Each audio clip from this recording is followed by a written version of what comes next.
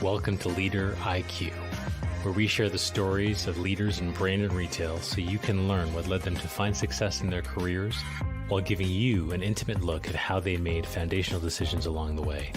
This show is hosted by Guru Harry Heron, who is the founder and CEO of Commerce IQ. Guru has spent most of his career working as a leader at companies like Amazon and eBay before becoming an entrepreneur himself. This podcast is brought to you by Commerce IQ, a company which Guru started in 2019 that has become the e-commerce operating system for brands like Logitech, Johnson & Johnson, Kellogg's, Mars, Duracell, and many more. If you're interested in learning more, check out commerceiq.ai. With that, let's get to the show. Today's guest is Hubert Joly, the former CEO of Best Buy. Today's episode actually is a special edition that comes as a snippet from one of the private events that Commerce IQ hosted with a select group of senior leaders from across the consumer goods, hard lines, and e-commerce industries. Hubert was invited to talk on all his lessons that he learned throughout his career, including what he learned running Best Buy, and also to talk about some of the lessons he captured in his new book, The Heart of Business. So I hope you enjoyed this little new special format with the discussion led by special guest host Ray Chow. You'll hear Guru Hari Haran there as well as some other special guests who drop in some questions along the way. So hope you enjoy. Hubert, I'll start with a very serious question to you. Do you use a PC or a Mac? PC. Great, fair enough. Although I have an iPad, an iPhone, I have everything Apple, except, Ray, what you have in your ear, over your ears. I have so far resisted buying these new, expensive, shiny objects. So. They're okay. I wait for the second generation. Okay. I don't know if we have any Apple folks, but... That's perfect. So maybe, Hubert, let's start with just sharing a little bit about what you... And Guru, of course, I have to say, I have a Logitech webcam, of course. There you go. That's the right answer. I hope we have Bracken with us to hear that. But that's great. That's great. And I hope you have a Samsung something around, because we have the Chief Digital Officer of Samsung around with us here. I have a Samsung TV next door. I've had many Samsung phones. In my job, it was fabulous. I had to buy everything we would sell. How cool. That's great. Actually, Cal is with us. Cal used to be my boss's boss at Amazon. But hope you're able to participate in some questions as well, Cal. Maybe you'll start with just leading up to Best Buy, Hubert. Maybe if you don't mind, maybe starting up with what were you doing leading up to your CEO post at Best Buy? Yeah, and there's probably a couple of ways I can answer this. One is, I could give you my resume, which you can find it on the internet somewhere. I mean, I had led a number of transformations, usually of legacy companies challenged by the internet. So I had led a video games company, which is now part of Activision Blizzard. I greenlit World of Warcraft for those who are interested, in 2000. I was the CEO of Carson Wagonly Travel, which was challenged by the internet as a corporate travel management company, and I had done a few turnarounds as well at McKinsey when I was a partner there and working in the tech sector. But what's more interesting is my leadership journey and how over time, I had learned that the purpose of a corporation is not to make money, it's an outcome, and that when you lead a company, you have to start with people, then customers, then the financial results. I had spent time meditating about why do we work? And maybe that's a question for everybody in the chat. Write in the chat, we'll take 30 seconds to do this. In one sentence, why do you work? Or you could answer another question, which is, what is your purpose in life? Let's do that. If you don't mind, you don't have to share if it's a secret. You want to keep it a secret, you don't share. I feel like you're helping us innovate our events, Hubert. Yeah, make positive societal impacts, to grow, to save the world. I love that. To win. Okay. How do you define winning? Well, that's a good question too. Making an impact, making a big impact. Yeah. Yeah. And so I Yeah. love your answers. And because for me, then it informed this idea of why do we work, right, to make a positive difference in the world, informs the purpose of a company. I had a lot of reflection on that. Another milestone for me, and then I'll leave it there, was about 20 years ago. In many ways, to quote David Brooks, I had been to the top of my first mountain. I'd been a partner at McKinsey. I was on the executive team of Vivendi Universal. So by many measures, I was successful, right? And yet I felt emptiness at the top of that first mountain. And so that led me to, reflect on my life and try to discern my true vocation in life. And so when I joined Best Buy, I knew that when I was going to tell the employees, it's going to be very exciting, we're going to double the share price or, whatever. No, this was more the idea of doing something good in the world. And I think that leadership journey is what, in many ways, what defines us. And that's how I got to Best Buy. Got it. But Hubert,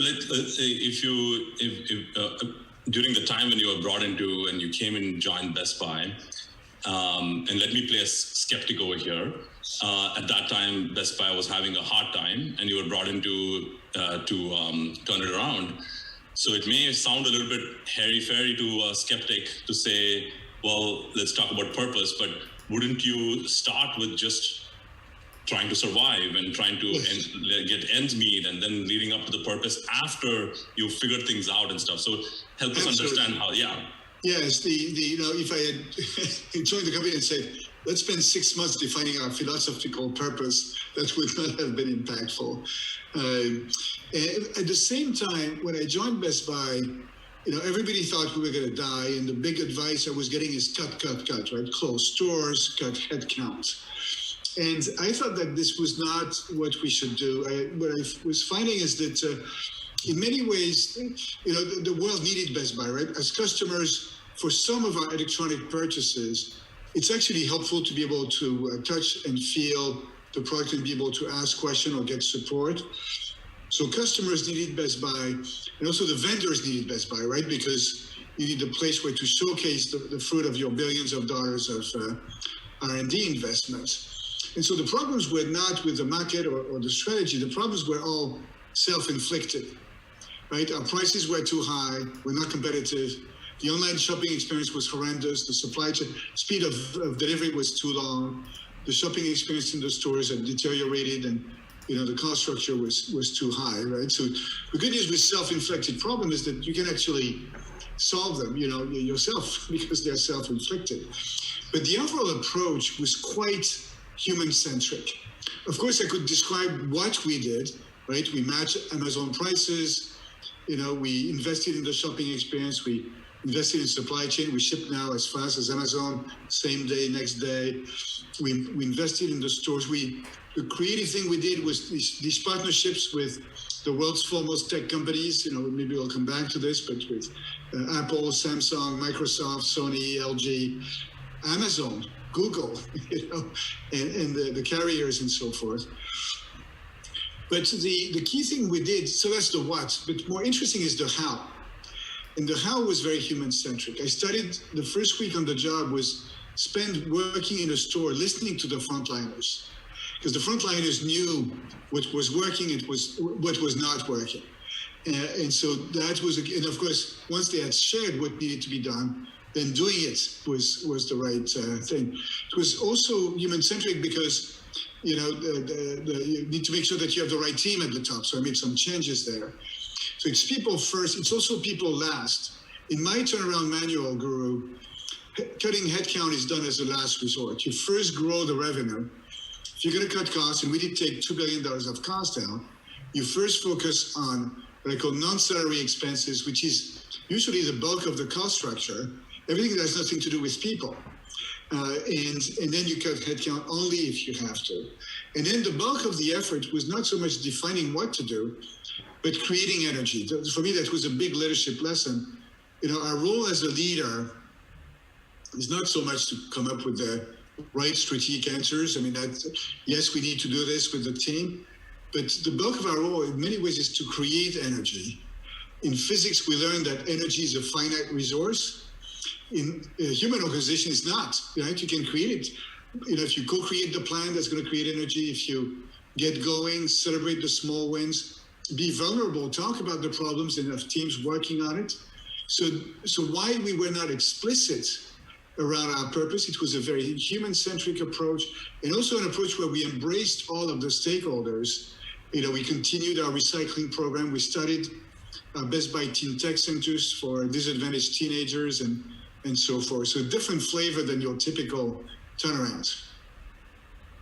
That's super helpful, Hubert, and we'll get into a lot of the nitty-gritties and the tactics, because I think we have a room full of operators here and they'd love to understand more. But before that, maybe I think, and you started describing this a little bit, but can you establish the context a little bit more, which is what was the state of Best Buy's business? What was competition like? And I recollect if you took over, there was still Radio Shack at that time. What was the state of the company and the morale at that time? And how did you really get it to a point where you could actually drive an organization to lead with a purpose and humanity, when people could actually listen to you and really invest in that type of a deep engagement? Yeah, Guru, so the situation back in 2012, it was a bit of the all-you-can-eat menu of challenges, right? Because we had strategic challenges with Amazon supposed to kill us, as well as a number of the tech companies opening their own stores. So Apple, Microsoft, Sony, which was very, dangerous for us. We had operational challenges because the quality of service had gone down. We had leadership challenges because my predecessor had been fired and they had been without a CEO for 6 months. And then we had shareholder challenges with the share price going down precipitously, and our founder and largest shareholder wanted to take the company private, right? So that was the set of challenges. Everything would go wrong. and everybody thinking we would die, and there was at the time 0 buy recommendation on the stock, right? So nobody believed we could improve things. There was really 2 phases in our journey. So the first phase was this turnaround, which we called Renew Blue, which was, the first 3 years roughly. And then the second phase, building the new blue, was more, about what kind of company do we want to become when we grow up. The beginning was interesting because it was all about getting going. And, at most companies in general, people want to do a good job, right? You rarely find a company where you have 100,000 people deliberately trying to sabotage things. And so when things are going well, you typically credit the frontliners. When things are not going well, you have to look at the top. And I think that the top had gotten disconnected, right, from the frontline and from the customers. Based on the diagnosis, it was essentially a matter of fixing what was broken. So it was not a time for strategy. And to get going, the team shared it with me afterwards. They said, no, Hubert, you were very clear. If we don't change, we die. So we thought we would change. But the key was, actually quite simple, was again to listen to the frontliners and address sort of the basic stuff. The fact that our prices were not competitive in a world of transparency, we had to change that. Investing in the online shopping experience, that was rudimentary. And what built the confidence was the fact that we listened. Certainly I listened, because it was easy for me. I knew nothing about retail, right? So how difficult was it for me to listen? And then it was working on our say-do ratio. It was about doing what we said we would do and then staying with it. And it was the same with the shareholders, right? We told them what we were going to do, and then we updated them on our progress. The fact, Guru, that we removed some of the top leaders was helpful, because at most companies, when things are not going well, people know, right? The people at the top were not carrying their weight. So if you remove them, that builds the confidence that we're now serious and we're going to, get things done. So a very people-centric approach at the beginning. And this idea of building the momentum, it's a bit messy, but it's the idea that you get going. It's what I call the bicycle theory, right? So raise your hand if you've successfully driven a bicycle at standstill. Right? No one, right? You fall. But if the bicycle is moving, it doesn't matter if it's not moving exactly in the right direction, because then you can adjust course. And so the key is to get going in a situation like this. So that was the essence of the first phase. Got it. So actually, I want to double click on one of the things that you talked about, which is connecting with the frontline. Could you talk a little bit about any tactics that you used to connect with your frontline people and develop that? By the way, also just a quick reminder to the audience and folks who want to participate more, please feel free to put your questions in the chat. Yeah, so connecting to the front line, it's both easy and difficult, right? It's difficult because frankly, we had 1,000 stores, right? And just in the US, so not counting outside the US, and they're all spread out. So physically, it's actually hard. The thing is that you actually don't need to visit all of the stores. And so just visiting some stores and then doing something about what you find makes a big difference. But then the other thing is this. In many ways, because we also structured a process where there was mechanisms for the field to provide feedback to headquarters. But even more fundamentally than this is what is the most important decision we make as leaders? In many ways, it's who we put in positions of power, right? And there I must say that over time, my approach evolved. Initially, over the years, it was more focused on expertise and experience. I would recruit the best e-commerce person or the best supply chain person, the best marketing person. And, competency and experience is not necessary, but over time, I've spent more and more time on who is this person, right? What kind of a leader is this? What's going to drive them? Are they in it for themselves? Or they're here to serve others? I remember when I was interviewed for the CEO job at Kelson Companies, which was the company just before Best Buy. Marilyn Kelson Nelson, the daughter of the founder, and she was interviewing me to become the CEO. One of the questions she asked me during the interview is, Hubert, tell me about your soul. Tell me about your soul. Have you raised your hand if you've had that question in a recruiting interview, right? Ray is saying, no, not yet, right? And it's such a profound question. I think one of the things I feel we've all learned, certainly I've learned during the last year, is that as leaders, we need to lead with all of our body parts. I was trained to lead with my left brain, right? I thought that my role as a leader was to be smart, come up with the answers, and be here to save the day because I was smart. And I think we've seen that our co-workers, our employees are all human beings, and that the way to lead now is with our brain, but also our heart, our soul, our guts, our ears, and our eyes. And so figuring out for all of us as leaders, that's a key question, right? What kind of a leader do I want to be? How do I want to be remembered? A good exercise so I teach at Harvard now, and we have a program for new CEOs. One of the exercises we ask them to do is to write their retirement speech. Okay? An even better exercise that my wonderful wife, you see her picture here, she's an executive leadership coach. She encourages our clients to write their eulogy, what other people are going to say on that last day. I guarantee you that there's no CEOs during the Harvard program that say, the way I want to be remembered is, we tripled the share price or anything like this. It's not that, right? Certainly for the eulogy, it's not that. It's something much more profound. So, and if you have the right type of leaders, Guru, then they're going to listen because they're clear that they're here to serve. They're not in it for themselves. I'm going to jump into some of these audience questions. Steve, I know you put up your emoji hand. Maybe have you jump in. I'll have you ask your question first, followed by Cynthia. Well, thank you. It's really an honor to get to see you. It's been fun to interact with you on LinkedIn, and so excited to have your book published. And thank you for the audiobook. That's so clutch. So appreciate that a great deal.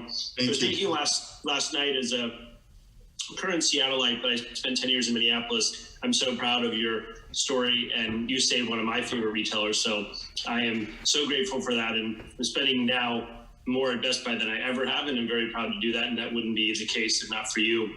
I reflected last night on a few questions I'd like to ask you. And when I think about the book and what you've done, when you got there and after you had that first time at the retail store, what was your biggest regret in your time there? But also, what was your moment of fear? Like, we might not be able to do this. And could you talk a little bit more about that? And if you did in the book, I may have missed it, but I just wanted to hear more about that, oh my gosh moment, I might not be able to do this. And then your biggest regret that you didn't do while you were there, if you don't mind. So thank you for being here, and thanks for entertaining my question. Thank you. So my biggest regret, I think that's true at Best Buy, but that's true for my entire life, which is it took me too long to connect my head with the rest of my body. Right? And I started to work with a coach in 2009. Before that, and it was transformational, I'll explain why. But before that, if somebody had asked me or told me, Jack or Mary are working with a coach, I would have said, what's wrong with them, right? Who needs a coach? Are they in trouble? They're going to be fired or what? And then when I was playing tennis, I realized I loved playing with the pros so that I could improve my forehand. When I ski, I love skiing with an instructor because I like to improve my skiing in the moguls or in the deep powder. And then I met Marshall Goldsmith, the father of the executive coaches in the US, who's specializing, thought it was cool, in helping successful leaders get better. And he's invented this concept of feed forward. And so the way it works is that, with Marshall, so he does a 360 for you, then he comes back with everything you're doing well, and then the rest of the stuff. And by the way, the first time he did this with me, I was really bad. I would say, who said this? What's wrong with them, right? I was struggling with feedback, as you can tell. But then he told me, Hubert, you actually don't need to do anything about it. Right? There's no God who says that you need to, get to improve your forehand or to improve, how you can create a growth environment or anything like this. It's your decision. So what would you like to get better at? Right? Which is a completely different mindset. Right? And so when I joined Best Buy 3 months after that, I told the team, look, let's agree this turnaround is going to be hard, right? The reason why I know this is that everybody believes we're going to die. So that's how you know it's going to be hard. And so that means all of us are going to need to be the best leaders we can be. And that starts with me.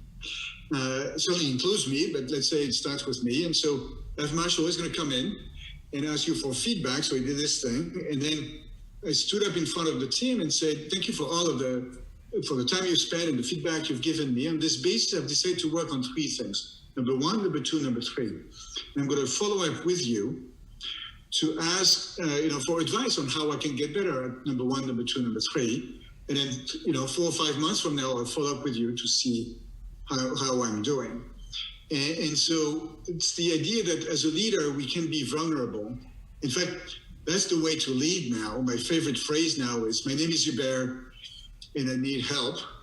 And there's my favorite chapter maybe in the book, if I'm allowed to have a favorite one, is chapter 3, which starts with, the quest for perfection is evil, right? And so I'll let you guys read it, because you have to learn to make yourself vulnerable and be okay to get better, which means that it's not just about the brain, it's not just about your ego, it's about being human.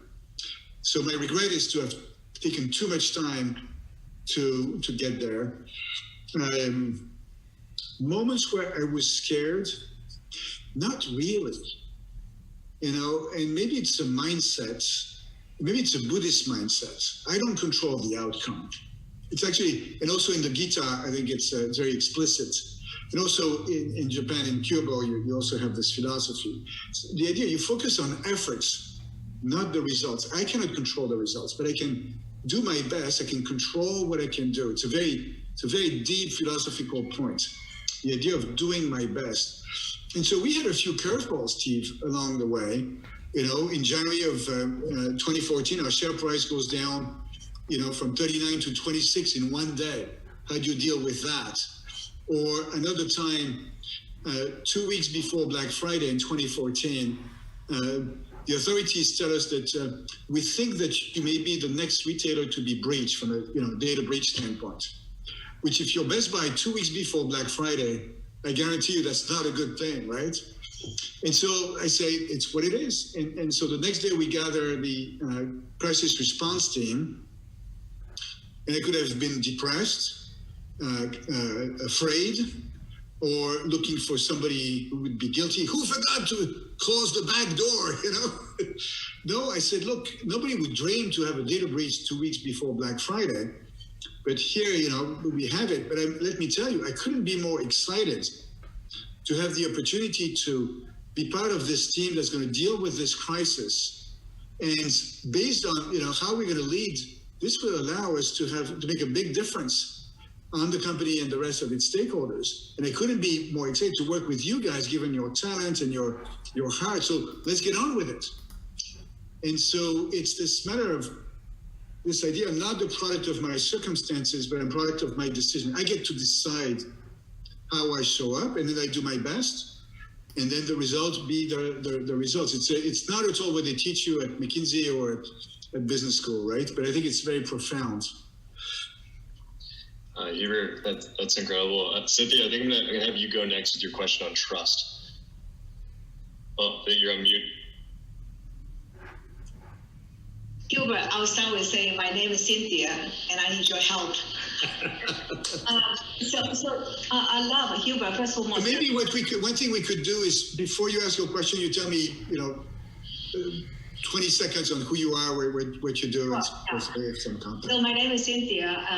My real full name is Cynthia Chen. So I am the president for North America Health for Reckitt. Most people don't know Reckitt, but probably Hubert, Reckitt.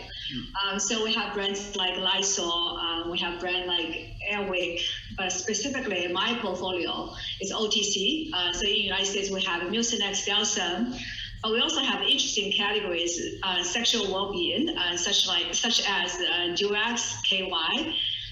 So I've been with the company for a year and 7 months. I'm still trying to figure out what is the best way to fit in. So let me ask you my question. I love the fact that your human-centric approach. And I have this belief. I believe that trust is powerful growth. It has worked for me throughout my career. But now I'm puzzled because one of the incidents happened to me. I'm not going to get into the details. So my question for you is trust given or trust that should be earned? Before, I always believe trust is given, but I got into trouble. So I'm just puzzled because I truly believe you need to lead from your heart. And my background is that because I used to be a professional athlete, this is how I grew up with, but most recently something happened, made me think that, am I right or should I change my philosophy? So I'll share my philosophy with you, and this is a choice we have, right? So I think that I give trust, and I need to earn the trust. That's my approach. So I give trust. So when I joined the company on day one, I told all of the executives, today, everybody starts with an A, right? I don't care what happened before. It doesn't matter. We cannot change it. Everybody starts with an A. Now, of course, everyone is going to get to decide how long we keep our A, right? Self-included. Some of us are going to keep it for a long time. Maybe we get to A+, like my successor, Corey Barry, she's A+++. Others are going to, lose it pretty quickly, and indeed, some of them did. In 2013, I was betrayed by an executive. He had just gotten a promotion, and he was a big part of the team. And 2 months later, he decides to leave for a competitor, which, by the way, he was not allowed to do per his non-compete. I never forget,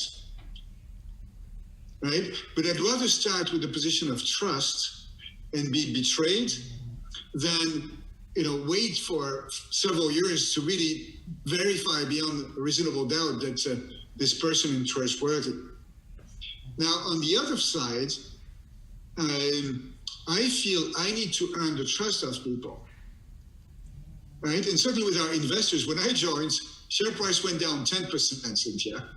Now, on this, the day of the announcement, right? Now, the same day, it was also announced that the board would not accept the offer, the take-private offer of our founders. So we'll never know what caused the drop, right? But certainly the share price did not go up when it was announced.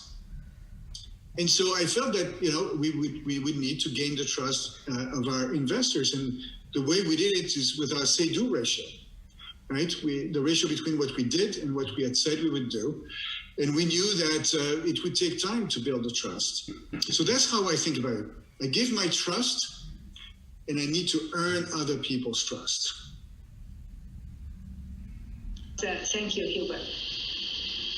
Hubert, I'm going to have Zia go next with her question, just around your experience with retail going into the Best Buy role. Sure. Yeah, go ahead. Will I jump in here, Ray, or do you want to... Go for it. Okay. Nice to meet you, Belle. I'm Zia Daniel Wachter, and I head up content for eMarketer and Insider's research wing, Insider Intelligence. And prior to that, I was Shop Talk, which is a large event in retail and e-commerce, and then helped found Grocery Shop, kind of our sister event. My question for you was around... you had mentioned in your comments that when you started at Best Buy, you didn't know anything about retail. And how did you learn an entirely new industry? What was kind of your plan for ramping up in this area? Yeah. So first, I had checked that the board was aware of the fact that it was not a retailer. They said, no, we're looking for a non-retailer. We have plenty of retailers. And so what you're bringing is a different set of skills. But certainly I had to, I was never going to become an expert at, how you optimize this particular part of the store or anything like this. That was not my role, but I needed certainly to learn about the situation and the business and what works. So before actually deciding I wanted the job, I spent several weeks studying. Because I was not crazy or suicidal. I didn't need to take that job. And so what I did is I did store visits. And in retail, a great thing is to personally experience the customer experience, right? So I actually bought things in the stores or online. And throughout my time at Best Buy, I would continuously, it was my giant excuse to spend money, right? Continuously bought things. And when there were service issues, I would actually call the 1-800 number. I would never tell my admin, ask the Geek Squad to fix. No, I would always do it as a customer. That's how you find out what the customer experience truly is. I also read everything I could about the sector. I asked my McKinsey friends secretly to give me everything they had. I listened to the earnings calls and investor days of the previous team to see how they were talking about it. I spoke with alumni of the organization. So I did, a lot of fact finding. And because this was not my first rodeo, you've seen that my gray hair, it's actually my natural color. It's not L'Oreal.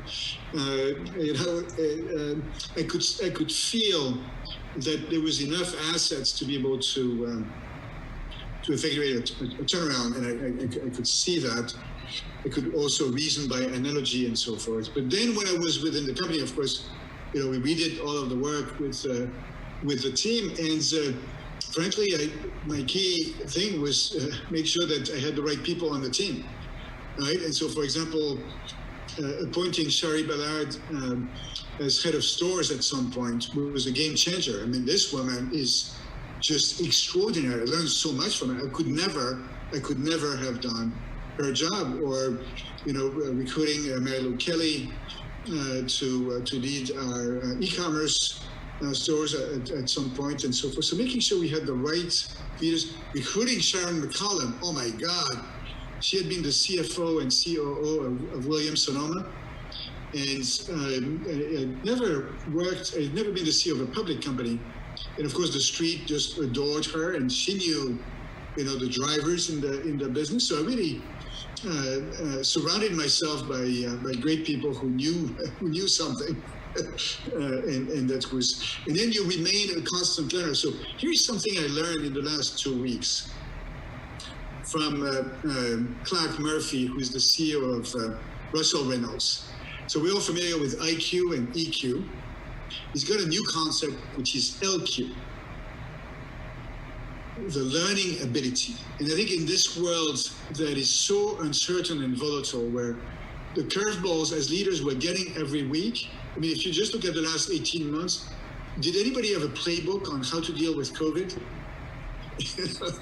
or if you're a CEO now, you're asked to voice an opinion about voting rights bills in Georgia and around the country. You're asked to design. I was on the call of the Business Council this afternoon, which is the top 200 CEOs in the country, and every CEO is dealing with back to the office, right? There's no playbook. And so your ability to learn, and Satya Nadella, a wonderful leader, said it best. I think as leaders, we need to move from being a know-it-all, right, which I think is very 20th century, to a learn-it-all. That's great, Hubert. Can I request Piyush to come in with your question, and then followed by James?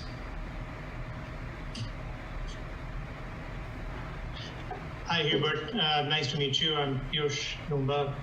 I'm working with Guru at Commerce IQ. I think the concept of LQ is fantastic because when I came into Guru's world, had no idea. I mean, I've worked at Amazon, but really had no idea how e-commerce truly works. And I think the last 15 to 17 months have been a fantastic journey in terms of growing and learning and kind of surrounding ourselves with the right people. So I completely get that. I guess my question for you, as you've left Best Buy, what are some of the enduring mechanisms that you believe you've left in the company that are now the basis for how it's performing, and what are some mechanisms now looking from the outside you kind of see maybe fading away? Yeah, no, it's maybe my greatest source of pride is to see how well the company is doing now that I'm not there anymore. In fact, when I stepped down, I told the team, look, in 3 years from now, you'll say, oh, things are now so much better than when we had the French guy. And people would respond, oh, no, absolutely not. I say, well, I hope it's going to be better, because if you guys don't make it better, I'll be very disappointed. So the credit goes to the team we've built and the culture we've built that is incredibly solid. And in the book, I've learned so much during that journey. In the book, by the way, The Heart of Business is not so much the play-by-play of the Best Buy turnaround. It's a much bigger book. It's the philosophy that was behind the resurgence of Best Buy, which is the idea of pursuing a noble purpose, putting people at the center, embracing all stakeholders in a holistic fashion, in some kind of declaration of interdependence, and then treating profit as an outcome, not the goal. And this sounds very easy. In most companies these days, that's what they believe, right? I think we all know this is really hard to do, because it requires us, and that's what we've done, to rethink why we work, which was the little exercise we did, to rethink the nature of companies. A company for me is a human organization made of individuals working together in pursuit of a goal. And that goal is not to make money, it's to contribute to the common good. You have to also rethink how we motivate people. Is it through carrots and sticks, in which case you get donkeys? Or is it by creating an environment where you can unleash human magic? And that may be the most exciting piece of the book. What are the ingredients that can unleash human magic in a sustainable fashion, and where it becomes a machine that creates its own energy? And then it leads us to have to rethink leadership, moving away from the know-it-alls, the superheroes who are driven by usually power, fame, glory, and money, and more the purposeful leader who's there to serve others and can be vulnerable and authentic. And that's the work we've done. And as a leader, maybe another mistake I've made over the years is to think that the key was to get the what right, the strategy. I spent 12 years with McKinsey and Company, for crying out loud, right? So you get no. The key role as a leader is to create the environment where you can unleash human magic. And that's deep work, and that is lasting work, because if you keep recruiting leaders who are purposeful, and you have this environment where it's okay to be vulnerable and to say I don't know, then it's I don't know whether it would qualify to be a flywheel at Amazon, but it's pretty cool. It's quite extraordinary, and I think that's what we've done. And the key, by the way, so here's a lesson. In companies, people spend a lot of time talking about succession planning, right? And boards spend time on that, and as leaders, it's good that we spend time on this. But the truth is that succession planning is really difficult because you don't know. I actually never knew when I would be leaving Best Buy, so it's hard to plan for something when you don't know the time horizon. And then, it's a zero-sum game because there's only one CEO job. So in 2016, I said, let's forget about succession planning. Let's focus on leadership development. And so everybody on the executive team got a coach, self included. Everybody got their 360. Everybody started working on their own development. Everybody helped each other working on their development. And that really elevated, the talent throughout, and it created a movement, not just with the executive team, but then all of the leaders. And in the company, everybody's a leader, because at a minimum you're a leader of yourself, right? And so that, for me, maybe what explains this lasting impact that we've created. Thank you. Jim, if you want to ask a question on culture change, it'd be great. Sure. Hubert, nice to see you. So I'm Jim Sandusky. I'm president of Sharp Electronics, the consumer products group. And, I've had a chance to speak with you before at the Best Buy Charity Classic.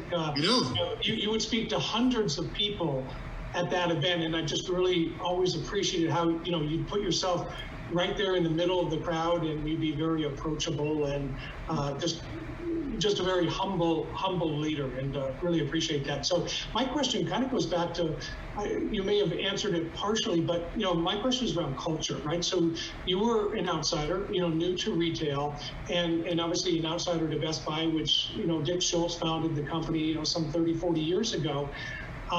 So as an outsider coming in, what was the biggest cultural change you felt that you had to tackle? So here's the good news. The bones of Best Buy, the DNA of Best Buy were excellent, right? Because Dick and Brad and that gang had created a culture, a company that was very customer-centric, very people-focused, high intensity. So the values were perfect. The issue is that during 3 years, they had gone sideways, and the reason why they had gone sideways was very much at the top. So don't tell Senator McCarthy, I'm a Maoist, okay? So I believe that fish rot from the head, okay? And a big risk at companies is complacency. In 2008, when Circuit City died, Best Buy thought they had won. Well, in soccer or in football, you may win, but in the game of business, it never ends. So you have never won, right? And if you believe you've won, you're dead, right? Because there's the new guy who is going to say, oh, I have a better way to do things. And so that's when they started to believe that they could charge a price premium. Probably Wall Street told them that they should charge a price premium. Every one of the leaders got a chief of staff, like if they were important people. They got disconnected from, the field. They went international. Because they thought that this was the way to grow, and so they would fly to China and to Europe. So they lost it. They lost their way. But the good news, James, is that it was only the top. And so if you remove the top, or a number of people at the top, then the heart and soul of the organization was still there. And people were so emotionally attached to the company that it was a matter. In some ways, people said it was a matter of going back to the old ways, and I don't take offense with that because I love Brad and I love Dick, and I think they did great things. At the same time, it was also, let's not go back to the old ways because that's going to be our grave, right? Because, retail, any business is constant reinvention. And so we had to reinvent. But the basic philosophy, culture of, we're going to be close to the field, we're going to listen to the customer. I mean, these were universal and good values. So in summary, I could give you a short answer. My approach to change management was to change management. Okay, write this down. It's very profound. Okay. And then to the question of how do you change behaviors, the answer is you change behaviors by changing behavior. Okay, write this down. It's also very profound. Because if you say you're going to take care of the customer, well, spend time with the customer. If you say you're going to focus on boosting the online presence, start all of your meetings with online as opposed to stores. Or if you say that people are the most important thing, don't start so here's the thing, a little trick for everybody, right? When you do your monthly business review, okay, don't start with the financial results. Financial results are an outcome. So end with financial results, because your CFO is going to make sure you do spend time on this. Start with people and organization, then go to customers and business, and then end with financial results. Right, and by doing things like that, that's how you change the culture. Hubert, I think I'm going to create a book with one-liners from you, because there's a lot of them. But I'm going to switch to a personal question that Jess has. Jess at Mars is going to have you go next. Hi, nice to meet you. Jess Halp. I just joined Mars Pet Nutrition. I think it's 6 weeks now. I'm just over my 30-day mark, having spent the previous 10 at L'Oreal. So I feel like I know the French culture better than I ever thought I would. Love the company. But anyway, I'm leading e-commerce. So there's definitely an element of change management that has to happen if you work on that type of business. But my question is not at all about that. My question, because I'm also a mother of a 6-year-old, and I had to turn my camera off earlier because she came in and asked me to cook her dinner because her father's not here. So I microwaved some chicken nuggets, very healthy dinner.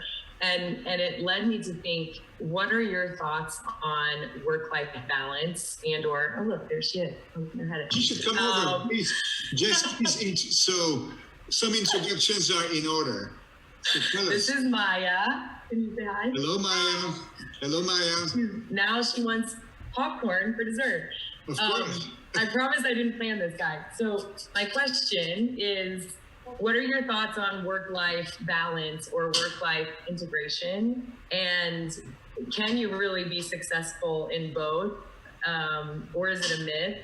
And then if you don't mind getting a little personal, were you a present husband, father, friend, etc., when you were a CEO? Yeah, and so I'll start with that. So my biggest failure in my life is that my first marriage did not end well. And we got divorced after about 30 years, after trying and trying and trying. I think both of us were very unhappy in our marriage. I think both of us are much happier today.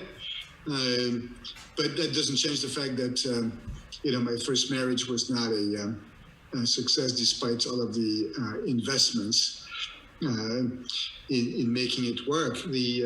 Was I a good father? I can give you the email addresses of my children. I love them both. They're just wonderful. I'm now the proud grandfather of 3 beautiful granddaughters, and we have a wonderful, loving relationship.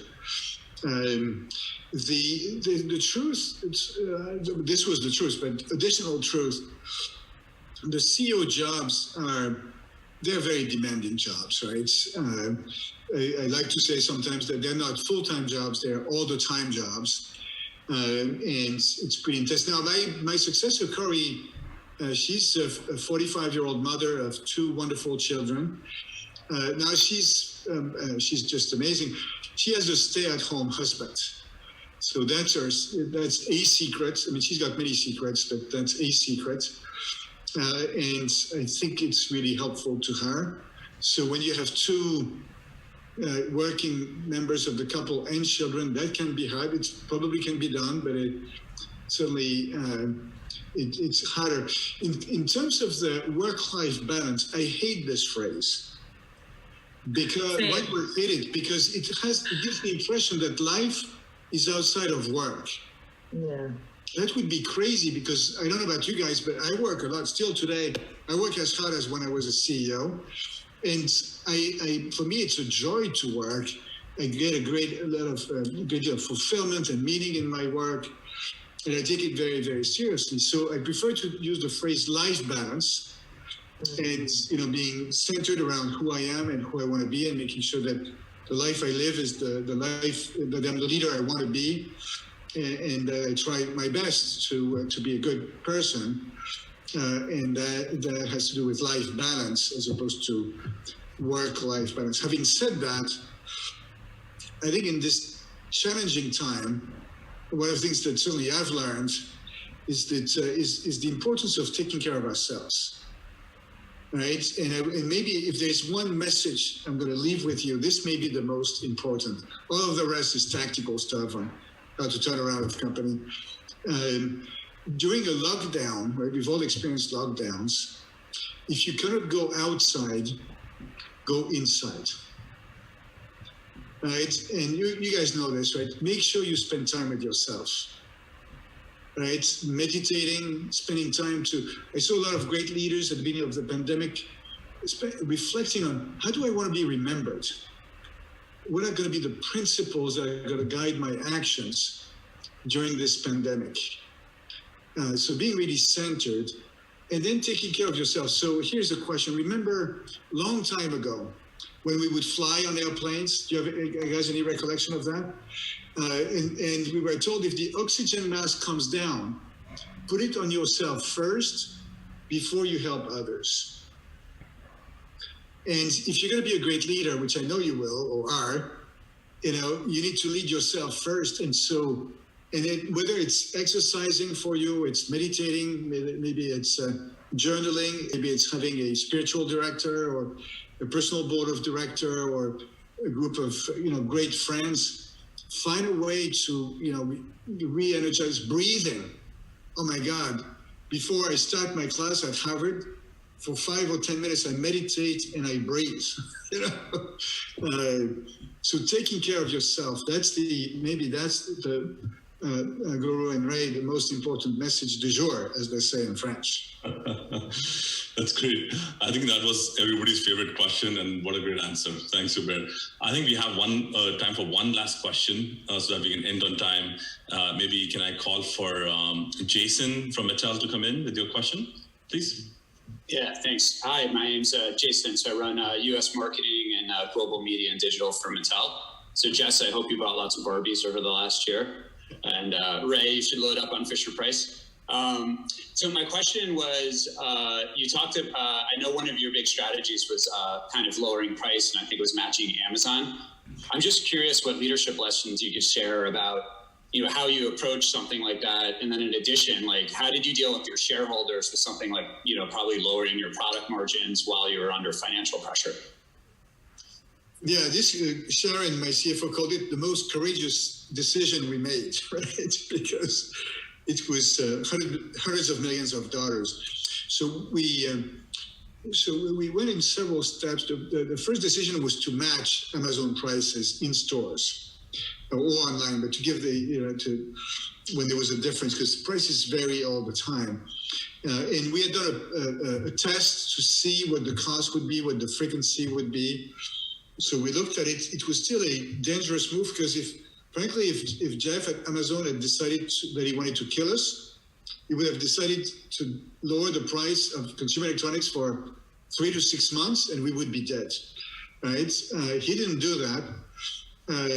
But so we did the pilot. I consulted with all of the leaders and said, do you think we should do it? And collectively, we decided, ultimately, it was my decision.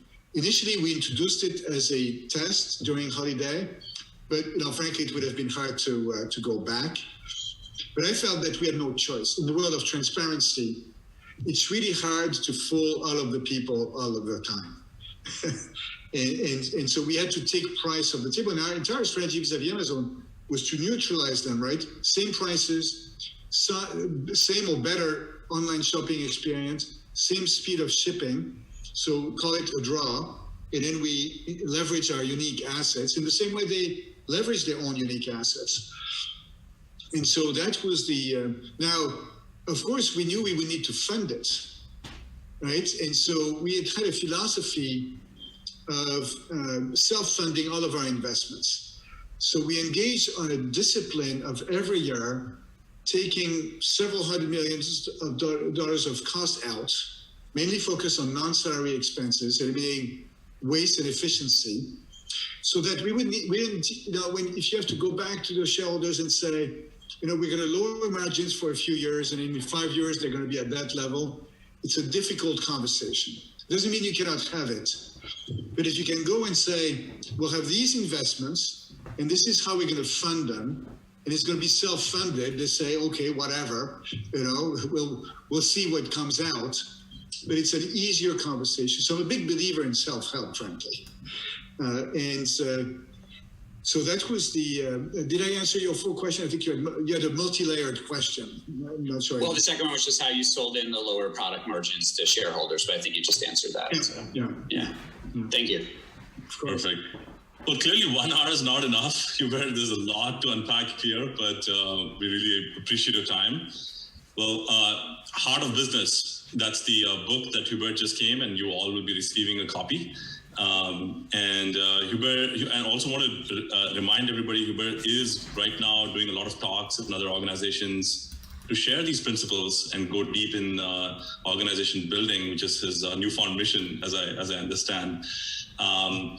So after this event, if you'd like to have Hubert talk at your company and so on, please let us know, and we're happy to connect you all. But I'd like to take this opportunity to thank everybody for joining in, and especially Hubert for spending your valuable afternoon with us. Yeah, no, I like this idea. I'd be happy to come to your companies. The other thing you can do is if you go to my website, and maybe Guru, you can put it in the chat, right? My website is Hubert Joly, so my first name and my last name, .org. There is a cool tool that we've just introduced, which is a business electrocardiogram. So you can assess the health of the heart of your business in 20 questions and pinpoint where you guys are doing great and maybe other areas where there's opportunity. Because my mission today is really to help leaders who are keen to lead from a place of purpose and humanity on this journey to build frankly, a better future, right? We can all agree that the present we have now is not perfect, right? So we need to create something better for my granddaughters, right? So I'm on a mission. That's perfect. Well, thank you, everybody. It was great to have you all. Have a wonderful evening. Thank you. Thank you. If you enjoyed listening to this episode, it would mean so much to us if you could take a moment to share this show on LinkedIn. To learn more how Guru and his team can help optimize and grow your e-commerce business on Amazon and other retailers, visit commerceiq.ai. Thanks for listening.